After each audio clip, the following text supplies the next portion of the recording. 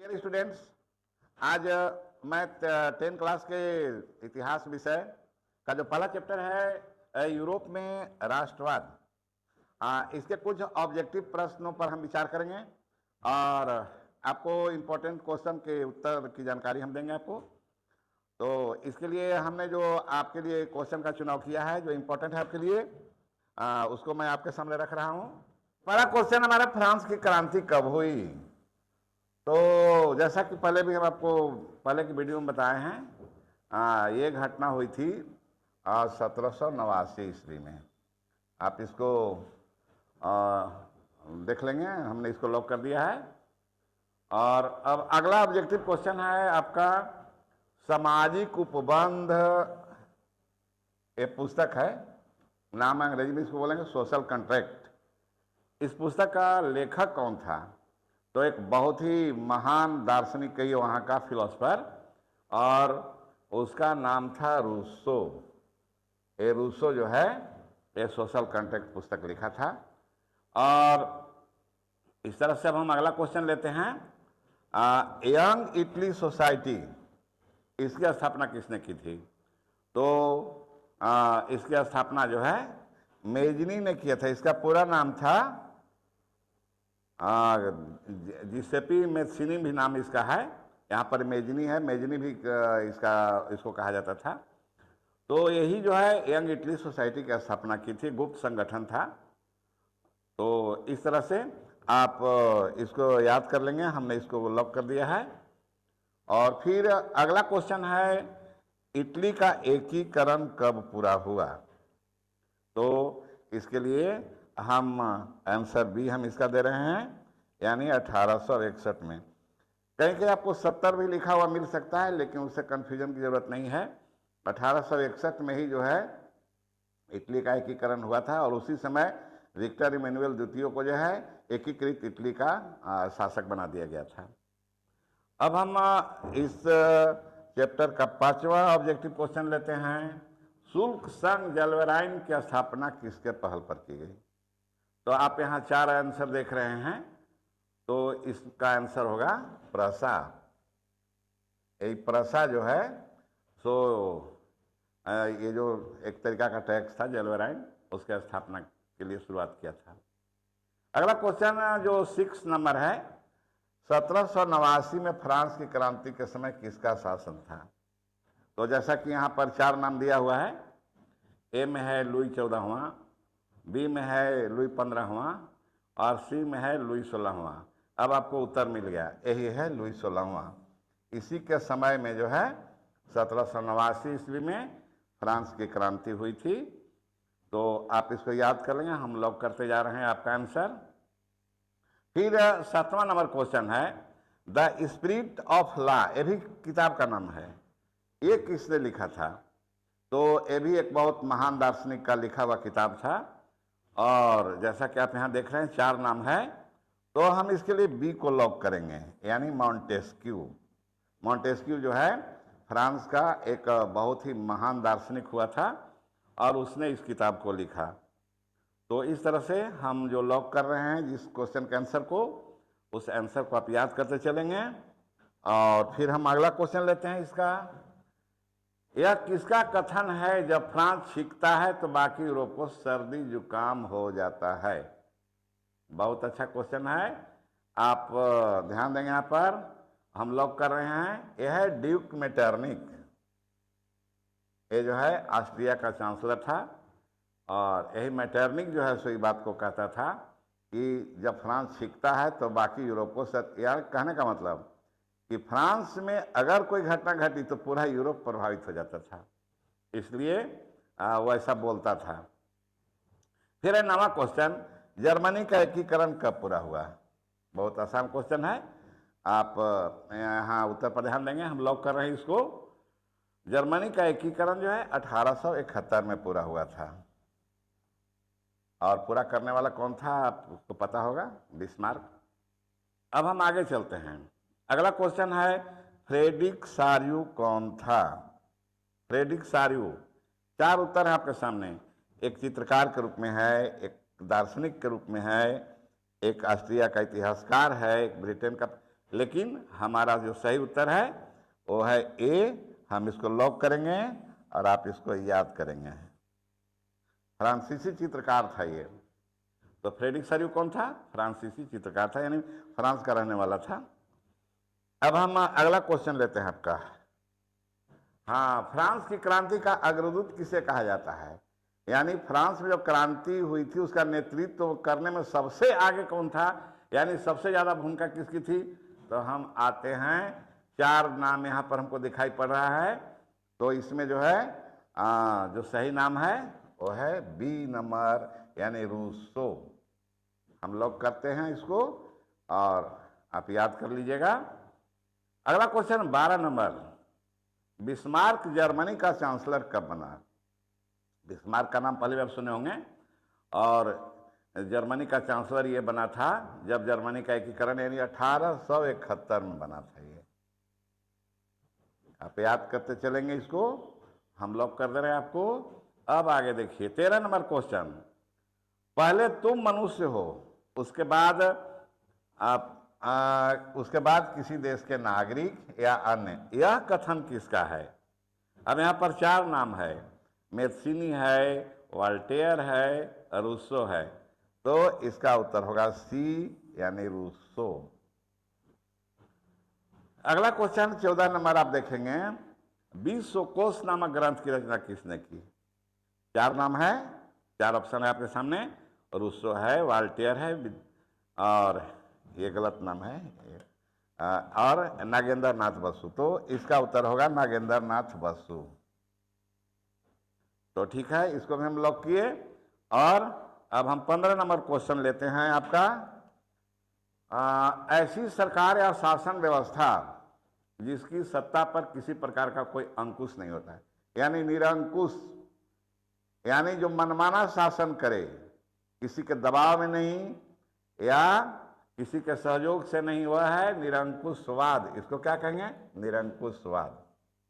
तो इस तरह की सरकार जो मनमाने ढंग से करता है शासन, यानी कोई अंकुश नहीं, कोई उसके ऊपर किसी का कोई दबाव नहीं, उसको हम बोलेंगे निरंकुशवाद।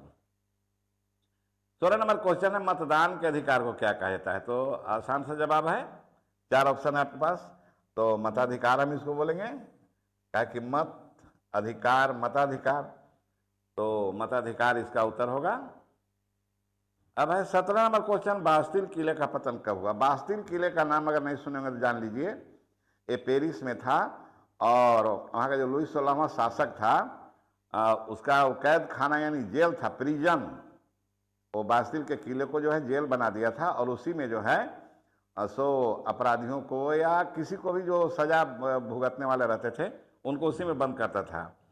तो सबसे पहले जब वहाँ क्रांति वहाँ हुई 1789 में, 14 जुलाई 1789 को, तो लोग सबसे पहले इसी के ऊपर आक्रमण करके और इसी को जो है सो बिल्कुल नेस्त नाबूद कर दिए थे। तो एक घटना आप समझ गए हो कब की होगी, यानी 1789।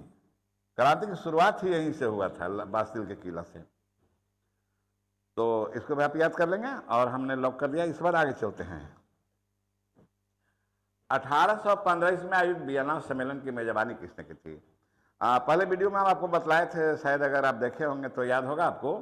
वियना ऑस्ट्रिया की राजधानी है, और नेपोलियन को हारने के बाद यूरोपीय देशों ने एक मीटिंग की थी वियना में, और उसका जो अध्यक्ष था उस मीटिंग का, उसका नाम था ड्यूक मेटरनिक। तो मेजबानी का मतलब वही हुआ जो वहाँ की अध्यक्षता किया था। तो मेटरनिक चूंकि ऑस्ट्रिया का चांसलर था, इसलिए इस मीटिंग का जो है मेजबानी वही किया था। तो इसको हम लॉक करते हैं मेटरनिक को, और आप इसको याद कर लीजिएगा, ड्यूक मेटरनिक नाम था इसका पूरा नाम। अब हम अगला क्वेश्चन लेते हैं, लिब्रे क्या था? 19 नंबर क्वेश्चन लिब्रे का था। तो लिब्रे जो है सो यहाँ 4 ऑप्शन है, हमको एक ऑप्शन चुनना है, और इसका ऑप्शन पहला होगा ये, यानी फ्रांसीसी मुद्रा। मुद्रा का नाम था, यानी लुई 16वां का जब शासन था तो फ्रांस में मुद्रा को लिब्रे कहा जाता था। फिर 20 नंबर क्वेश्चन है हमारा, स्वतंत्र। 3 बात यहाँ पर है, स्वतंत्रता, समानता, बंधुत्व। अब सोचिए इसी से एक क्रांति की देन है, कह रहा है कि किसने किस क्रांति का देन है। तो आप जानबे करते हैं कि ये तीनों चीज के लिए सबसे पहला जो अब प्रयास हुआ वो फ्रांस में हुआ था, यानी फ्रांसीसी क्रांति। ये फ्रांसीसी क्रांति का देन है। हम इसको लॉक किए, आप उसको याद करेंगे, क्योंकि यह 10 के लिए ही इम्पोर्टेंट नहीं है। आपको पूरे लाइफ में जो भी कंपटीशन वगैरह देंगे, आप जो भी प्रतियोगिता परीक्षा देंगे, कहीं भी इस तरह का जो है आपको क्वेश्चन पूछा जा सकता है, इसलिए आप इसको याद करते चलेंगे। फिर अगला क्वेश्चन के लिए हम बढ़ते हैं। हाँ, क्या है देखिए, 21 नंबर क्वेश्चन, मनुष्य स्वतंत्र पैदा हुआ है किंतु वह सर्वत्र बंधनों में बंधा हुआ है। यह कथन किस दार्शनिक ने कहा? 4 दार्शनिक का नाम है, डिडरो, वाल्टेयर, रूसो, मॉन्टेस्क्यू। तो इसका उत्तर होगा और रूसो, यानी सी लॉक करते हैं इसको हम, और आप इसको याद कीजिएगा। तो अब हम 22 नंबर क्वेश्चन लेते हैं, ऑब्जेक्टिव क्वेश्चन। किसके कल्पनादर्श को यूटोपिया कहा जाता है वहाँ की भाषा में एक आदर्श समाज की कल्पना की गई है। तो हम यहाँ देखेंगे कि यूटोपिया का लेखक यानी कौन था। तो हम इसके लिए 4 यानी डी, चौथा जो है आपका डी नंबर, यही है फ्रेडरिक सारियू, और इसी ने जो है सो कल्पना किया था इस तरह का। फिर आपका 23 नंबर क्वेश्चन है, यंग इटली की स्थापना किसने की? और पहले वीडियो में भी हम इसके बारे में बताए थे, यंग इटली और यंग यूरोप के बारे में। यह एक गुप्त संगठन था और राष्ट्रवादियों का एक मेंबर कहिए या बहुत बड़ा क्रांति कहिए, वहाँ का मैत्सिनी यही बनाया था। इसका नाम, पूरा नाम है ज्यूसेप्पे मैत्सिनी, इटली का रहने वाला था।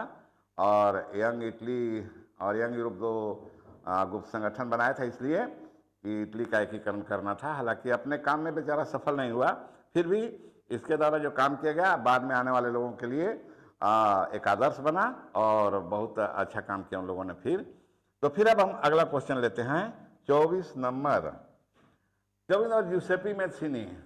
अब ब्रेक यहाँ पर ब्लैंक है, का क्रांति यानी कहाँ का क्रांतिकार थे, पूछ रहे जगह का नाम। तो अभी बताए इटली का, तो हम इसको लॉक करते हैं इटली। और इटली का जो है ज्यूसेप्पे मैत्सिनी क्रांतिकारी था। और जैसा कि अभी बतलाए थे पिछले क्वेश्चन में कि उसने इटली को एकीकरण करने के लिए बहुत प्रयास किया था। Young Italy, young Europe 2 underground संगठन बने, लेकिन सफल नहीं हुआ था और पहले उसकी मृत्यु हो गई थी। फिर 25 नंबर क्वेश्चन हम लेते हैं, नेपोलियन। आप नाम सुने होंगे इसका। नेपोलियन एक बहुत ही महान जो है सो शासक हुआ है यूरोप का, और इतना महत्वाकांक्षी था कि इसके बारे में क्या बताया जाए। यानी ये कहता था कि दुनिया में असंभव शब्द है ही नहीं, अगर इम्पॉसिबल वर्ड है तो कहीं डिक्शनरी में हटा दो उसको, इस तरह का बात ये कहता था। आप सोच सकते हैं कि ये कितना महत्वाकांक्षी था। तो है कि ये इटली पर आक्रमण कब किया था, ताकि तो पूरे यूरोप को जीतने का सपना था इसका, पूरा यूरोप पर शासन करेंगे। तो यह घटना है 1797 का।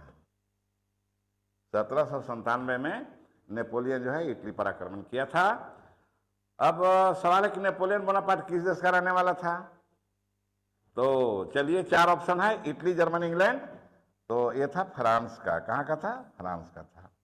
नेपोलियन जो है फ्रांस का रहने वाला था, तानाशाह बन गया था बाद में। अब अगला क्वेश्चन है 27 नंबर, मैत्सिनी का जन्म कब हुआ था? मैत्सिनी वही ज्यूसेप्पे मैत्सिनी। तो यहाँ पर 4 ऑप्शन है आपको, 1805, 1807, 1806, 1808।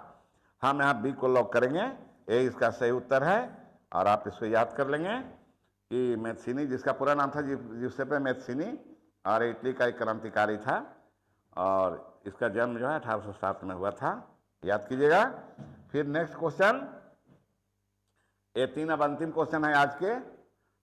यूनानी स्वतंत्रता युद्ध कब शुरू हुआ? यूनान आप जानते हैं यूरोप का एक देश है, और ये भी जो है तो ऑटोमन साम्राज्य का अंग हो गया था। ऑटोमन साम्राज्य उसको अपने साम्राज्य में मिला लिया था। तो सवाल है कि उसको आज़ादी के लिए युद्ध कब शुरू हुआ? तो इसके लिए हम उत्तर के लिए ए को लॉक करते हैं। नहीं, 1821 में संघर्ष वहाँ शुरू हो गया था कि यूनान को आज़ाद कराना है। अब अगला क्वेश्चन है 29 नंबर कि यूनान किस संधि के द्वारा स्वतंत्र राष्ट्र बना, यानी ये संधि कब हुई थी। 4 ऑप्शन है, 1821 है, 1822 है, 1828, 1832। तो हम यहाँ जो सही उत्तर का चुनाव कर रहे हैं वो है डी नंबर, यानी 1832 में जो है स्वतंत्र राष्ट्र बना था ये। अब अगला क्वेश्चन ठीक इससे रिलेटेड है, यूनान किस संधि के द्वारा एक स्वतंत्र राष्ट्र बना। तो इसके लिए 4 संधि का नाम दिया हुआ है, लेकिन जो वास्तव में सही उत्तर है वो है कुस्तुनतुनिया की संधि।